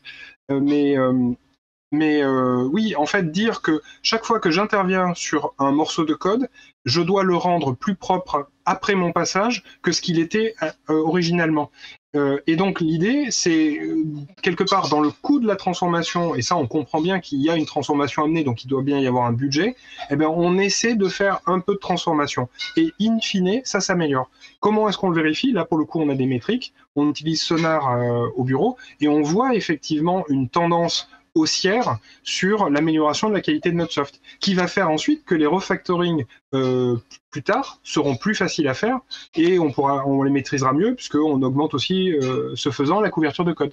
Je me permets d'intervenir donc sur un truc que dit Pox. Il y a un débat sur la vélocité. Il nous dit, est-ce vraiment dans ces ordres de grandeur? Là, à lire, le TDD permet une efficacité x20. Comme il y a un investissement minimum, tant pour Refacto qui n'apporte rien de plus, entre guillemets, en termes de fonctionnalité, donc rien pour les porteurs de budget, généralement c'est abandonné. Il y a Delph qui lui répond, qui lui dit, Delph99, pardon, généralement tu refactorises pas pour refactorer, parce que de toute façon on fait pas de code pour faire du code. Ça c'est moi qui le dis, c'est pas Delph. Tu refactores pour que le changement soit plus facile, que la maintenance soit facilitée, pour que ton intention soit vraiment montrée. Moi, ce que je raconte, parce que j'ai pas de métriques, j'ai pas de trucs, j'ai pas de chiffres justes. Donc ce que je dis en mission, c'est je dis un développeur qui ne fait pas de test ne pourra pas avoir la même vélocité que quelqu'un qui travaille en TDD. Et si on me titille sur ça, je vais dire, c'est impossible parce que quelqu'un qui travaille en TDD sera 10 fois plus rapide que quelqu'un qui fait pas de test. Ce 10 fois, en fait, je le sors de nulle part. Mais j'utilise 10 fois parce que je sais que c'est beaucoup plus. Je ne sais pas combien, parce que sincèrement, j'ai vraiment aucune métrique. Je parle pas de test first, je parle pas de faire les tests puis le code. Je parle de faire du TDD. Et c'est je suis sûr et certain qu'avec 10 fois, j'ai de la marge et on peut me le challenger et les gens, ils le mesurent comme ils veulent. Parce qu'il n'y a pas de match, en fait. C'est pas possible. Par contre, ça, c'est vrai uniquement quand TDD est connu et maîtrisé. Et c'est quelque chose qui est très compliqué à apprendre. Vraiment très compliqué. C'est pas un framework, c'est pas un langage. C'est très dur. C'est une méthode qui s'apprend. Il faut des mois en étant bien accompagné. Pour moi, c'est des mois pour être à l'aise. Mais quand on est à l'aise, on n'a aucune raison de revenir en arrière. Parce qu'on est plus rapide et on fait du code de meilleure qualité à toutes les time spans. À 30 secondes, à 1 minute, à 1 heure, à 1 mois, à 1 an. Parce qu'on a l'habitude de maintenir notre code. Gnuk qui nous dit c'est difficile à mesurer, mais je pense que la vélocité en TDD est bien plus importante que 20 fois. Ok, je t'avais pas lu. Qu'un dev sans TDD. Moi je dis 10 fois pour être sûr, hein, vraiment. C'est pour être lâche. Hein. Mais ça suffit. Facteur 10, normalement, made my point. Après, pour mesurer ça dans une expérience non biaisée, j'ai pas d'idée du processus expérimental, j'ai pas trouvé d'article, de recherche, etc. Je suis dans le même état. Geoffrey qui nous dit niveau budget, plus de qualité égale moins de coups de run, bug en prod, égale plus de temps pour de nouvelles features, ROI, auquel je rajouterais égale vélocité moyenne pour la création des features stable, puisqu'on on est sollicité sur certaines missions sur des coaching craft pour une asymptote de vélocité. Puisque des projets qui vivent trop longtemps, des moments arrivent à une asymptote de vélocité où les gens ne peuvent plus faire de feature. Pas forcément parce qu'ils passent tout leur temps à faire du fixe, mais que chaque feature est tellement complexe, prend tellement de temps, qu'en fait, il n'y a pas de moyen. On ne peut pas augmenter un levier facile pour retrouver de la vélocité. Et donc l'idée de garder une base de code saine, c'est de garder une vélocité linéaire à la force de frappe, on va dire. Parce que j'ai pas envie de dire au nombre de personnes, voilà, j'ai envie de dire force de frappe, parce que j'ai pas de meilleure idée. Est-ce que vous partagez un peu ce que je raconte, Arthur, Wajdi, ou pas du tout ? Oui, non, tout à fait. Moi, je pensais en fait à une phrase de Alistair Coburn qui disait que tu peux pas faire de développement sur une archi qui est en désordre. Je sais plus exactement quelle est la phrase, mais c'était un truc comme ça. Et ouais, je suis tout à fait d'accord. Et tu vois, ça rejoint l'analogie du Pulse dans lequel tu viens mettre de plus en plus de pièces. Et au bout d'un moment, tu peux plus. Il y a plus de place sur ton Pulse pour aller rajouter une pièce. Cette asymptote de vélocité dont tu parles, pour moi, c'est tout à fait cette image-là. Après, donc moi, ma pratique de TDD est beaucoup plus récente. Je commence à en faire. Pour les vilains oiseaux là qui disent que je ne code pas, si messieurs, je code. Oui, on t'a un peu trollé tout à l'heure. Ouais, mais c'est pas grave, je me vengerai avec. Enfin, je me vengerai. Et et donc, je suis clairement pas x10 ou x20 hein, aujourd'hui. En revanche, le premier levier que ça fait sauter, c'est premier verrou plutôt que ça a fait sauter, c'est le phénomène de la page blanche. Ça, c'est super intéressant. C'est, tu sais pas, tu as un problème qui est complexe. Tu sais pas par quel bout le prendre et comment tu vas le designer. Quand tu débutes dans ta carrière de développeur, souvent, tu écris le code au kilomètre et il n'y a pas de structure. Déjà, tu es très content d'avoir dompté une partie de la technologie. On parlait de la maîtrise des langages tout à l'heure. Donc, tu es déjà très content d'avoir un code qui fonctionne. Pourquoi faire mieux ? Le code fonctionne. Tu peux rentrer chez toi, tu as fini ton travail. Quand on progresse dans le métier, quand on devient un peu senior, on se rend compte qu'en fait, la structure du code est importante. Tu as parlé de solide tout à l'heure. Alors, on pourra discuter que le principe de substitution de Liskov n'est pas toujours très très utile lorsqu'on fait des designs où on ne fait pas d'héritage, puisque s'il n'y a pas d'héritage, il n'y a pas de principe de substitution. Mais n'empêche que les autres principes, moi j'aime beaucoup Barbara Liskov, hein, je tiens à dire que je n'ai rien contre elle. Mais les principes solides autres, hein, donc single responsibility, open close principle, tu as parlé de DI, voilà. Tout ça c'est super important et en fait ça nous enseigne qu'il n'y a pas que le code, il y a aussi la structure dans laquelle tu mets le code. Et structurer, moi je connais que deux manières hein, pour faire. Il y a le design upfront, en avance de phase, où en fait tu essaies de tisser un plan de ce que tu vas réaliser. Alors là, tu te mets sur le paperboard, tu traces un plan et tu essaies de faire en sorte que ton plan soit valable. Si on écoute Uncle Bob, lui il nous dit si votre plan n'est pas exécutable, ça sert même pas à quelque chose de le faire, c'est une perte de temps. Pour autant, moi je fais beaucoup de plans, j'aime beaucoup les plans et ça m'aide à y voir un peu plus clair. Mais sur certains problèmes où je me sens coincé, TDD m'aide parce qu'il me permet d'écrire ce que je voudrais que mon système fasse sous forme de phrases exécutables. Comme c'est de l'exécutable, c'est déjà de la production. Je suis déjà pas en train de perdre du temps parce que c'est déjà du boulot que je vais peut-être pouvoir livrer dans mon outil de gestion de source. Donc, je commence à poser les éléments et je m'arrange pour que ces éléments puissent fonctionner. Donc, je vais écrire le code qui va permettre à ces phrases que j'écris dans mes tests d'avoir une réalité. Je suis en train de faire du design et donc je suis déjà en train de produire. Et donc, mon gain de temps aujourd'hui, il est sur cette étape-là où je saute, sans dire que je ne fais pas d'upfront design, parce que j'en fais toujours, j'ai pas encore, et je continuerai à en faire, je pense, je suis têtu, j'aime beaucoup ça. Mais en tout cas, voilà, je vais pouvoir attaquer beaucoup plus rapidement sur mon code, sans pour autant dire que je suis en train de me ruer sur la solution. Je suis en train de la designer. C'est quand même une notion importante. Alors, on arrive dans le moment de ces tables rondes où on se dit c'est trop court, alors il nous reste 20 minutes. Mais on a encore plein de questions à voir, plein de choses, donc on va passer les sujets. N'hésitez pas dans le chat à reposer des questions si ça vous intéresse et que ça n'a pas été répondu, il n'y a aucun problème, c'est complètement ma faute, c'est que j'ai loupé des choses. Mais il y a beaucoup de questions, beaucoup de discussions là qui m'intéressent, qui tournent autour du même sujet, qui sont l'adhésion.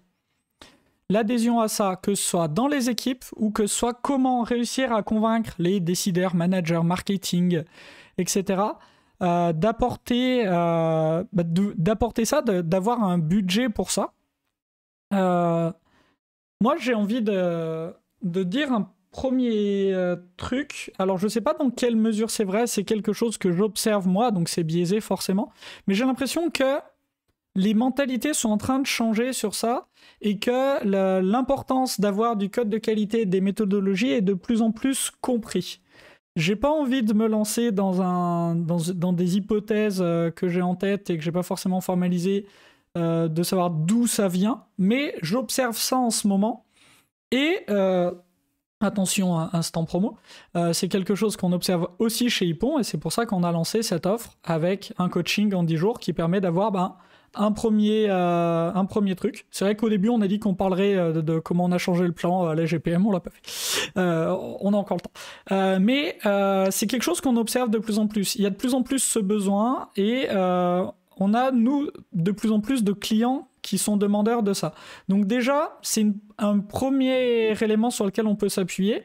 Ok, vous voulez pas, mais regardez, il y en a d'autres qui le font. Des fois, ça marche comme discussion pour faire rentrer ça. Demander un entretien à quelqu'un qui a l'habitude, qui a des offres sur ça, ça peut vous aider à y voir plus clair. Sur l'adhésion. Alors Guillaume en parlait un tout petit peu en intro, je ne sais pas si vous étiez là, puisque lui, c'est une démarche qu'il a faite et qu'il a voulu apporter. Donc il nous a expliqué un peu le fond de sa démarche. Après, donc vous me dites si j'ai répondu, et moi je voudrais surtout que vous parliez, vous, de l'adhésion dans les équipes. Une fois qu'on a admis soit de prendre quelqu'un, soit que c'était là, comment est-ce qu'on travaille à cette adhésion dans les équipes? Alors on a un tout petit peu parlé des ateliers, des choses qu'on faisait, mais après, derrière, est-ce que vous voyez d'autres choses sur ça? Wajdi, est-ce que tu veux commencer? Parce que c'est beaucoup nos sujets en ce moment. Sur l'adhésion de tout ça, comment est-ce qu'on va réussir à retransmettre ça aux équipes de dev? Et n'hésitez pas si vous avez des questions sur les décideurs, etc. Alors nous, on a une chance quand même, c'est qu'on a amorcé en fait un plan de transformation il y a 2 ans maintenant. Donc là, on est en phase de réalisation et on a pris conscience de notre dette technique. Et les managers et la direction ont pris conscience de cette dette. Donc d'où le début de l'accompagnement Hippon. Et en fait, Colin, tu as rencontré en fait toutes les équipes quasiment et tu as échangé avec eux. Et ils ont vu en toi en fait un chasson, quelqu'un qui sait ce qu'il dit, il sait faire et il code. C'est ça aussi qui est important. Ces cours de théâtre me servent définitivement au quotidien. Bien sûr. Cette formation acting et pour avoir l'air de savoir ce que je raconte, vraiment.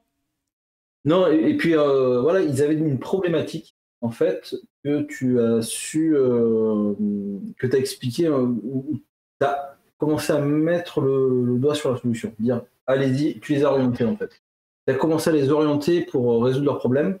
Et du coup, ça accroche, parce que quand tu as quelqu'un qui vient t'aider et qui te montre les bonnes pratiques, on a vu t'aider, mais tu as aussi les archis hexagonales, les différents contextes et domaines. Donc, ils y adhèrent parce que on est des techos, donc on part en technique, on se comprend. Donc l'adhésion, elle vient au fur et à mesure. Là où ça va être plus difficile, c'est quand tu as des personnes qui sont dans l'entreprise depuis longtemps, qui ont leur propre méthodologie depuis des années.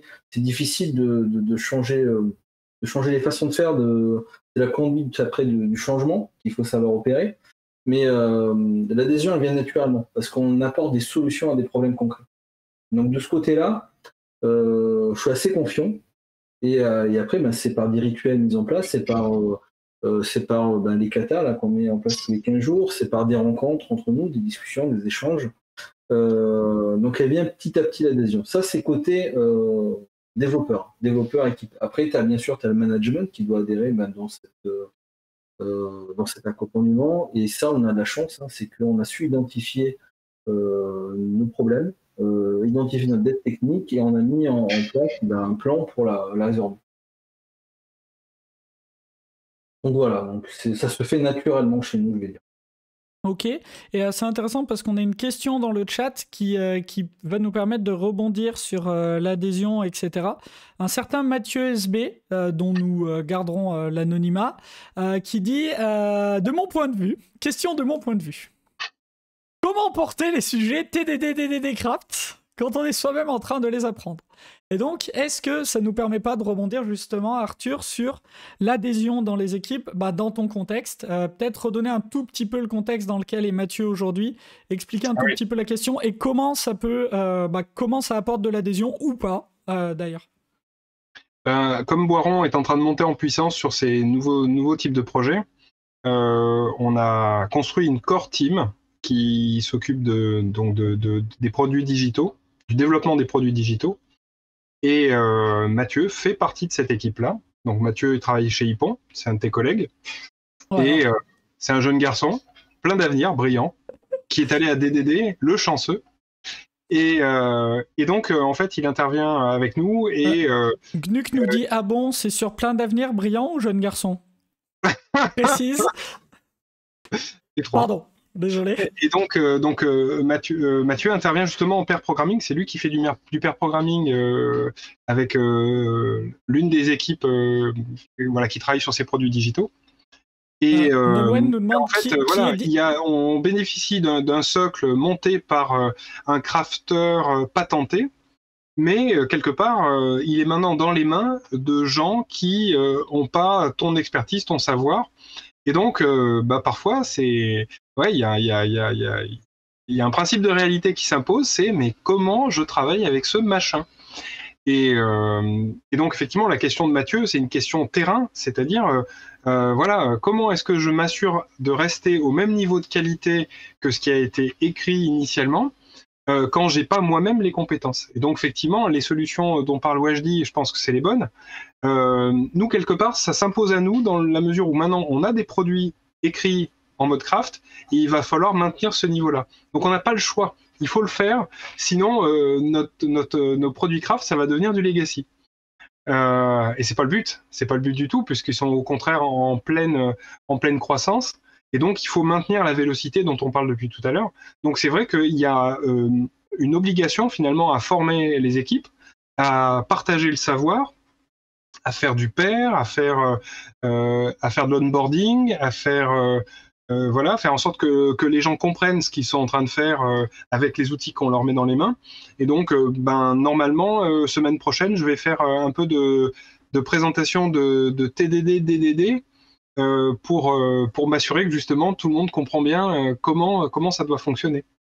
Voilà. Donc, moi, j'ai une réponse aussi pour Mathieu. C'est pas grave.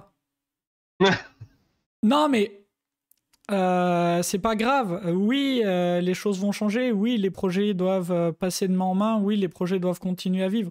Le seul truc qui est grave, c'est d'arrêter de faire évoluer les produits. Parce que y a la seule chose constante dans le monde, c'est le changement. Donc nos produits doivent continuer à vivre, doivent continuer à apporter de la valeur, doivent continuer à rendre des services à nos utilisateurs, doivent continuer à rapporter des sous. Donc c'est pas grave si on dérive. C'est pas grave. Ce qui est grave, c'est de se retrouver dans une situation où on n'arrive plus à apporter de valeur. C'est ça qu'il faut pour moi combattre. Mais pour l'instant, on n'en est pas là dans la situation dont parle Mathieu. La seule chose constante dans le monde, c'est le changement. C'est pas de moi, je sais plus de qui c'est. Mais voilà. Tac, bon, il y a beaucoup de trolls sur digital. Hein. Arthur, Ouais, du Bergson. Hein? Ça pourrait être du Bergson. Je dis ça comme ça. Ça peut. Ça pourrait. C'est. Enfin, pour moi, c'est pas grave s'il y a des choses qui baissent un peu. J'ai mis, moi, certains outils pour essayer d'enforce certains trucs, mais si ces outils se mettent dans le chemin et empêchent de tourner en rond, on peut les enlever. Un outil, c'est fait pour aider. Ça répond à un besoin et on construit pas les solutions autour du besoin. On construit pas les solutions autour des outils et des solutions techniques. On construit les solutions autour du besoin. Un outil est là pour répondre à un besoin, uniquement pour ça. Donc les outils qu'on a mis en place, ils sont là pour aider. Si un jour ils aident plus, faut les changer, les enlever, faire quelque chose. Tant que je suis là-dedans, une métrique, c'est une indication, c'est pas un objectif. C'est con à dire, hein. Mais un chiffre, c'est une indication, c'est en aucun cas un objectif, quel que soit ce chiffre. Que ce soit du coverage, du nombre d'alertes sonar, du nombre de machins, c'est une indication. Jean-Charles qui nous dit ce qui est grave, c'est que certains managers et N++, ne voient pas d'ajout de valeur. Eh ben, je sais pas si c'est grave, parce que je suis pas sûr que ce soit leur travail de voir ça. Eux, ils n'ont pas besoin de rentrer dans ce niveau de détail-là. Bien sûr, leur position va faire que si on leur demande de décider et de faire des choix sur ce niveau de détail-là, ils vont prendre des informations de surface et prendre une décision avec ces informations de surface. Mais travailler, la manière dont on travaille, la méthodologie, le choix de faire des tests au quotidien ou pas, le choix de garder une base de code saine, moi, j'ai pas besoin qu'un N+++ me le demande. C'est pas ça que j'attends de mon N+++. Je vais attendre d'autres choses, d'autres types de décisions, mais pas celle-là. Cette discipline de travail au quotidien, c'est la mienne, c'est mon professionnalisme. Mon code, c'est ma responsabilité. Ce que je livre, je dois être confiant dans ce que je livre en production. Je sais que j'ai conscience de ce que ça fait, j'ai conscience de l'impact que ça peut avoir, dans certains cas directement sur la vie des gens, selon le produit sur lequel on travaille. De toute façon, j'ai conscience de l'impact que ça a sur le chiffre d'affaires direct de mes clients. J'ai pas besoin d'avoir des validations de N plus X, parce que la plupart des choses qu'on fait, il n'y a pas besoin de budget. Il n'y a pas besoin de budget où il y a besoin de validation d'aussi haut niveau. On peut faire sans budget. Puis quand on a une dynamique de choses sans budget, on peut aller chercher un petit budget pour faire intervenir quelqu'un de l'extérieur, commencer à créer un peu une dynamique. Et si cette dynamique se crée, on peut revenir vers ce N+++ qui était sceptique avec des chiffres, des choses qui lui parleront, des métriques qu'on aura prises. Et là, il pourra prendre des décisions mais qui sont à son niveau. Alors déjà, je ne sais pas si vous partagez, Arthur et Wajdi, et je ne sais pas si c'est clair, mon histoire. Oui. Alors, ça m'inspire une analogie. J'aime bien dire que, tu vois, quand j'étais jeune ingénieur, je faisais apparaître sur les chiffrages, parce qu'on faisait des chiffrages, je faisais apparaître la charge de test unitaire. Et quand je faisais apparaître cette charge-là, bien souvent, ce qui se passait, c'est que la personne que j'avais en face et qui signait mon budget rayait la ligne test unitaire et qui me disait on va faire 100 puisque ça coûte le double. Et évidemment, c'était une vue court terme qui s'est systématiquement révélée contre-productive. Ma stratégie, donc ça c'est pour répondre à la question, c'est je ne la fais plus apparaître. Je ne la fais plus apparaître. C'est de la même manière que je ne demande pas à mon plombier d'utiliser un tube de 12 en zinc ou en plastique PVC gris moyen. Il fait son travail, il est compétent pour le faire. C'est lui qui sait mieux que moi comment faire ce travail dans de bonnes conditions. Donc, je lui fais confiance. Et la confiance, c'est très très important. Il y a de ça. Oui, pardon, Wajdi, vas-y, je t'en prie. Ouais, je voulais juste rajouter, alors nous, on a, à un moment donné, on était un peu spécialisé de ce qu'on appelle les projets sous-marins, donc il n'y avait pas de budget ou quoi que ce soit, pour mettre en place du test end-to-end, une plateforme Jenkins. Donc on se lançait parce qu'on voulait faire les choses bien, sans accompagnement forcément, et on donnait les chiffres. Donc forcément, hein, nos managers étaient contents, on a fait du bon boulot. Super. Par contre, là, ce qui change vraiment actuellement, c'est l'accompagnement avec des experts qui ont déjà mis des choses en place, et ça va beaucoup plus vite. Et finalement, on gagne un temps fou à avoir quelqu'un qui sait faire, on apprend beaucoup plus vite. Alors, et après, c'est aussi l'élévation de nos standards. C'est-à-dire que le code qu'on fait, effectivement, il y a plusieurs étapes à mettre en place, et c'est des standards que nous, on s'impose. On n'est pas obligé, effectivement, de montrer au management, voilà ce qu'on a fait. Par contre, là où on est sûr, c'est que quand on livre en prod, ça marche, et que quand on fait une feature, elle prend le même temps de réalisation au début de projet qu'en fin de projet. Donc Zizouf qui nous dit la question à Jean-Charles, c'est acheter un peu de temps pour monter en compétences, etc. et livrer une feature un peu plus tard au démarrage. Pour moi, dans un premier temps, il ne faut pas essayer de faire ça. Et ça va peut-être avoir l'air dur à dire, mais pour moi, on n'arrête pas d'être développeur à 17h30. Alors à l'époque, c'était quand on passait le portail. Mais développeur, c'est un métier... Alors on a le droit de le faire en alimentaire, ça pose absolument aucun problème. Mais c'est un métier qui prend pour moi toute sa mesure quand on est passionné. Et aller se former après, en dehors de ça... Moi, je le fais avec plaisir, en fait. Aller me former, aller faire des choses totalement gratuites, enfin, qui ont un coût qui est le temps. C'est mon temps perso, c'est ma soirée que je passais à faire ça plutôt qu'autre chose. Mais il y a tout un tas de choses gratuites pour se former et qui vont me permettre de monter en compétences. Ça peut être une première étape, d'avoir quelques personnes qui veulent bien monter en compétences, qui veuillent bien faire des événements entre midi et 2 pour échanger sur cette montée en compétences. Ça coûte rien, ce qu'on appelle un brown bad lunch. Par exemple, donc pour monter en compétences gratuitement, effectivement, on est sur la chaîne Twitch, on fait 2 lives par semaine où on parle de tout un tas de choses autour de ça. Vous pouvez venir regarder ce qu'on fait. Il y a des groupes meet-up. Avec Arthur, on fait partie de l'organisation des Crafters Lyon. Depuis le premier confinement, on fait un événement par semaine. Un événement par semaine en remote.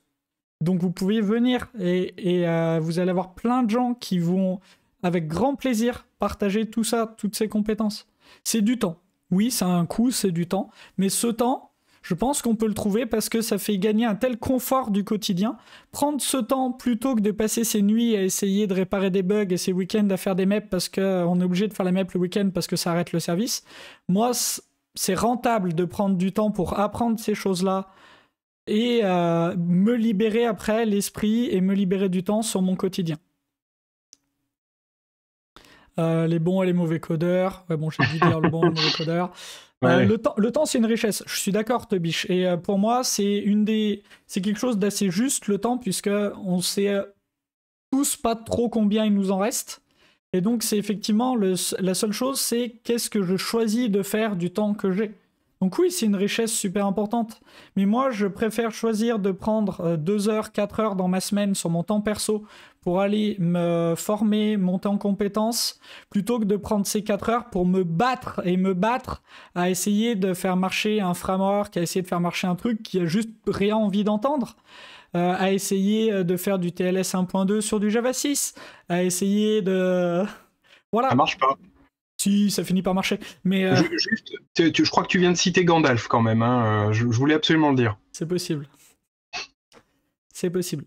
Voilà, faire marcher du Hibernate, à comprendre les annotations Hibernate. Très bon exemple, Nolwenn, merci.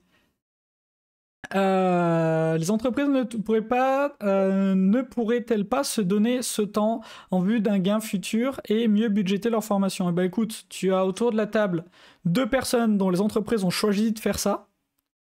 Consciemment. On n'a pas parlé de la montée en puissance qu'on a fait côté AGPM, donc on a commencé effectivement avec 10 jours, qu'on a converti en un mi-temps sur un trimestre, et qu'on vient de convertir en un plein temps. Parce qu'on va petit à petit prendre de plus en plus de choses. Ouais, pas de name and shame, pas de name and shame. Mais voilà. Et donc il y a de plus en plus d'entreprises qui acceptent de se donner ce temps. Et c'est vrai que nous, on se rencontre avec le lancement de cette offre. qui fait quand même écho chez beaucoup de nos clients. On a beaucoup de clients qui sont demandeurs de ça et qui... ça parle. C'est une offre qui parle. Il nous reste 2 minutes. Est-ce que... donc j'ai loupé des questions. Si vous avez des questions auxquelles on peut répondre en 2 secondes. Si Arthur, 15 secondes, qu'est-ce que tu penses des monoïdes?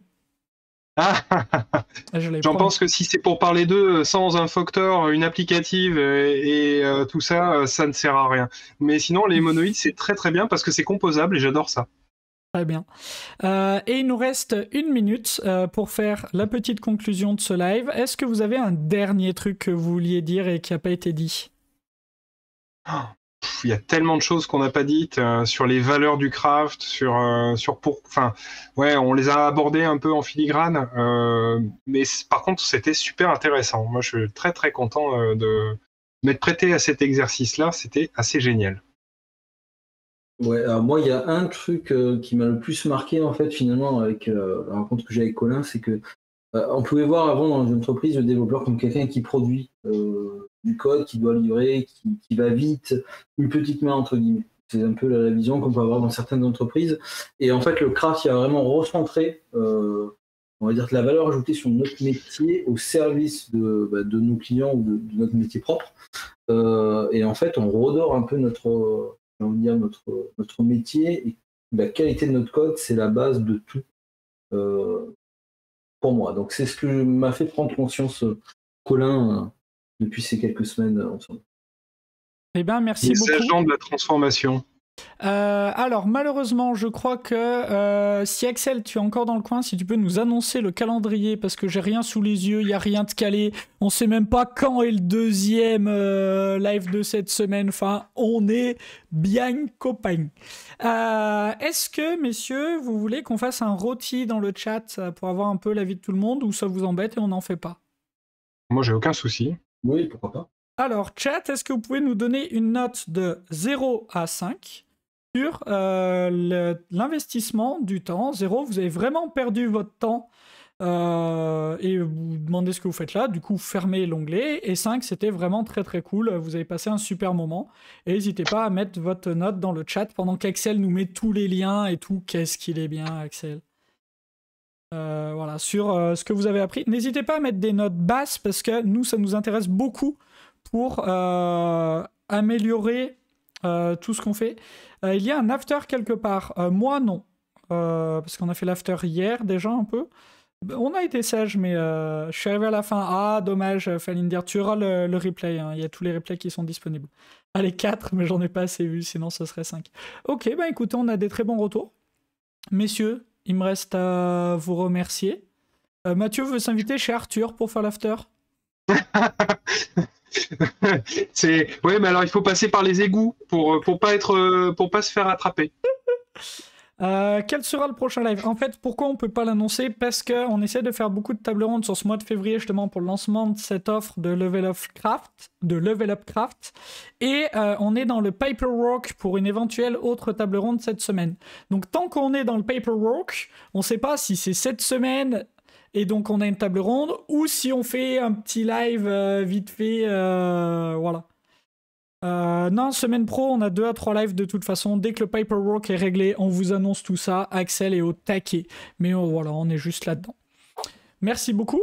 Chat, vous avez été un super chat. Messieurs, vous avez été des super intervenants, comme d'habitude. Et puis bon, merci à la prochaine. Amusez-vous bien, codez bien. Et puis bonne soirée. Salut. Merci. Et craftez bien.